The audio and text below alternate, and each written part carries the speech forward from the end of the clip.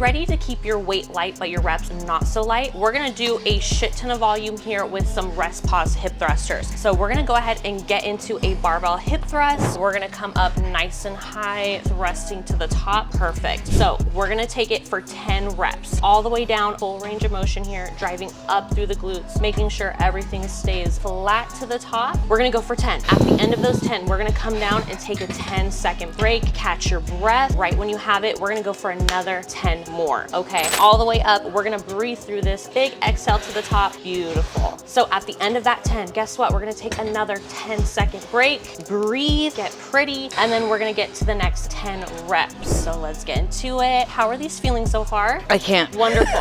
She can't even talk. At the end of those 10, we're gonna breathe. You're gonna take like a 1 to 2 minute break, and we're gonna get right back into it for 4 sets. 120 of these bad boys. It's no joke. 120 reps, and then we're done with that set. So keep it going. Don't forget to catch your breath. You'll walk out of the gym looking like Big Booty Judy. Huh.